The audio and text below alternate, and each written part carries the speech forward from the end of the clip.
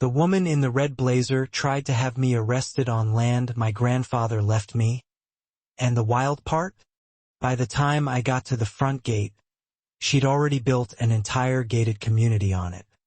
340 homes, private security, HOA signs everywhere, even razor wire along the fence like she was guarding a military base instead of stolen property. Then she looked me dead in the eye and said, "You don't belong here." Yeah, that happened.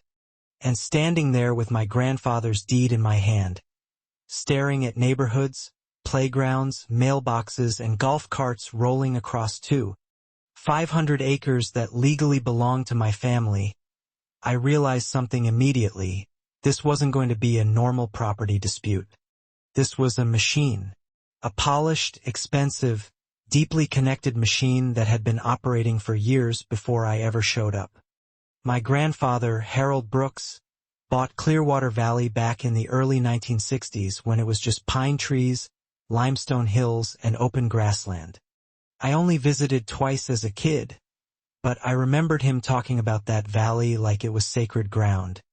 He built a small cabin there with his own hands, kept every survey map in labeled folders, paid taxes early every single year. The man treated paperwork like religion. So when he passed and left the property to me, I figured I'd spend a few weeks sorting out utilities, maybe checking the land boundaries. Nothing dramatic. Instead, I drove into what looked like a private kingdom. The first thing that hit me wasn't even the gate. It was the signs. The original wooden sign my grandfather made was still there, half buried in weeds. Clearwater Valley, private property of H.E. Brooks. Somebody had literally mounted a newer HOA sign right in front of it like they were trying to suffocate the past. That told me everything I needed to know about the people running the place. At the gate, security guards treated my deed like I handed them a live grenade. Then came Donna Strickland. You ever meet someone who weaponized professionalism? That was Donna. Perfect posture, expensive blazer, voice calm enough to make threats sound administrative. She carried herself like the valley already belonged to her spiritually, legally, morally, all of it. She handed me this thick leather-bound document with a wax seal on it and explained that my grandfather had signed a 99-year land management agreement, giving the HOA complete operational control over the property until 2112. Then she smiled. Not a friendly smile either, one of those tight little smiles people use when they think they've already won, and said, "You inherited paper. We inherited authority." I drove away without arguing, but the second I got back to town, I started reading every line of that agreement. Something felt wrong immediately. The signature looked off. Not fake exactly, but shaky, hesitant. My grandfather had this bold square handwriting his whole life. Even birthday cards looked like engineering diagrams. This signature looked like somebody forcing steadiness through weak hands. That's when my instincts kicked in. See, I'm a geodetic engineer. I read land records for a living. Most people skim paperwork looking for conclusions. I look for fractures, tiny inconsistencies, missing filings, bad timestamps, things people assume nobody will notice. And Donna made one huge mistake. She assumed intimidation works better than documentation. Within a week, the pressure campaign started. Law firm letters threatening lawsuits. HOA violation notices accusing me of disrupting residential harmony. Social media posts painting me as some scam artist trying to steal the community. Somebody even called my cousin's elderly mother claiming our entire family was under investigation for fraud. First, I'll admit it rattled me a little. You know what I mean? Because this wasn't just legal pressure anymore. These people had built a social ecosystem around the lie. Residents believed Donna. County officials protected her. Even local businesses seemed nervous talking to me. Then I checked the attorney listed on one of the threat letters. Suspended license. 2 years earlier. That was the first crack in the wall.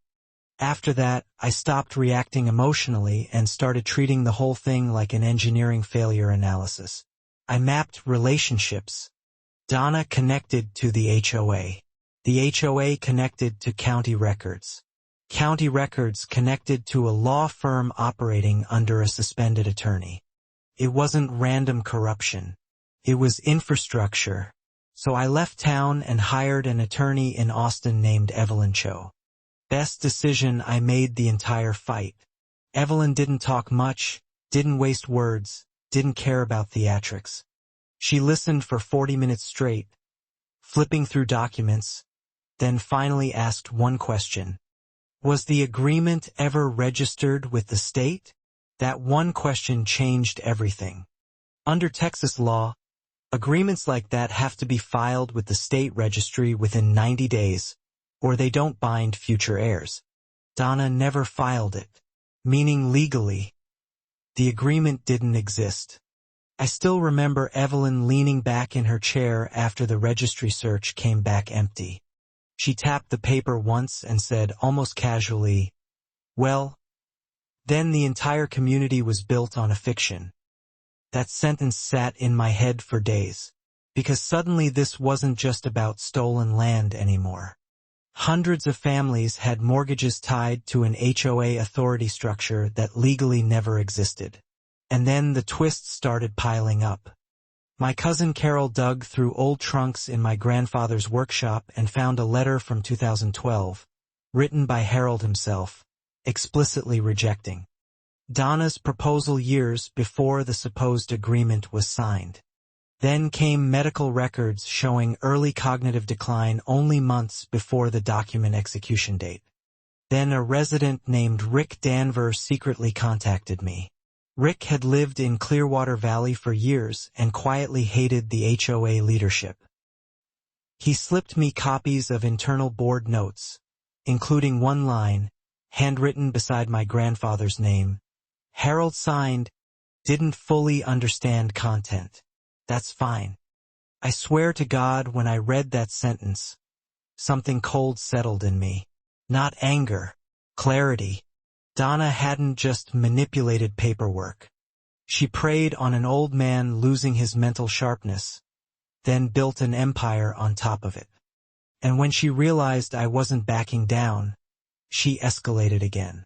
A woman renting me a room got threatened with lawsuits if she continued housing me. Carol's mother received a satellite photo of her home with a handwritten warning telling our family to walk away before things become irreversible. That was the moment the whole thing stopped being civil in my mind. I told Evelyn I wanted federal involvement. She got very quiet and asked, "Are you sure?" I said yes. After that, the trap got built carefully, almost beautifully. First, Evelyn contacted the bank holding mortgages for over 200 homes inside Clearwater Valley and asked a devastatingly simple question. If the HOA authority agreement was never legally registered, who actually controls the collateral? That caused panic immediately. Then the insurance companies suspended community coverage pending investigation. Residents started getting nervous. Donna called an emergency HOA meeting to calm everybody down. That's exactly what we wanted. Because Donna had one fatal weakness. She loved public authority too much to stay quiet. The community center was packed the night of the meeting. Residents everywhere. Reporters in the back. FBI agent sitting quietly near the wall pretending to take notes. Donna walked to the podium like she was still untouchable. Perfect outfit. Pearls. Calm smile. Then one resident stood up and asked the question we planted. Was the land agreement properly registered with the state? Donna answered instantly. Of course it was. I personally oversaw the process as a licensed attorney. And just like that, she destroyed herself. Because none of it was true. The agreement wasn't registered. Her law license had already been revoked years earlier, and we had every document proving it. I'll never forget the exact moment she noticed me opening the folder in my lap showing the state registry results. Her eyes locked onto the paperwork from across the room, and for maybe 2 seconds, literally 2 seconds, the mask slipped. Pure panic. Tiny but real. That was the first time I knew we'd win. Court happened fast after that. Experts testified about my grandfather's diminished capacity. The fake registration collapsed under scrutiny. Financial records revealed hundreds of thousands of dollars hidden from residents. Then Rick testified about the internal board communications. Donna sat there the whole time trying to look composed, but by day 3 even her attorney stopped objecting much. There's a point in some trials where everybody in the room realizes the structure already collapsed. They're just waiting for the dust to settle. That's what it felt like. The judge voided the entire agreement, ordered over $4 million repaid to residents. Froze donna esse assets. Federal fraud charges followed right behind it. The morning she got arrested, I watched from across the street outside the courthouse. Same woman who once stepped out of a luxury SUV at my gate like royalty, now walking down courthouse stairs in handcuffs wearing a plain gray blazer. No security guards. No board members. No power. Just consequences. But honestly, the hardest part came after we won. Because 340 families still lived there. Most of them were innocent. Teachers, retirees, mechanics, nurses. People who bought homes believing the HOA was legitimate. Kids rode bikes there. Families planted gardens there. They weren't villains. They got conned too. Legally, I could have forced everyone out. The court would have backed me. But every time I thought about my grandfather, I knew that wasn't what he would have done. So instead, Evelyn and I created a long-term land lease agreement. Fixed rates. Independent resident counsel. Transparent financial oversight. Every document publicly filed this time. The residents voted for it almost unanimously. And weirdly enough, Clearwater Valley finally became an actual community once Donna was gone. A few weeks later, I drove out alone to the old eastern dirt road my grandfather used decades ago. I found the original wooden sign still leaning in the weeds where I first saw it. I picked it up, cleaned the dirt off with my jacket sleeve, and put it back in its original post hole. Clearwater Valley, private property of H.E. Brooks.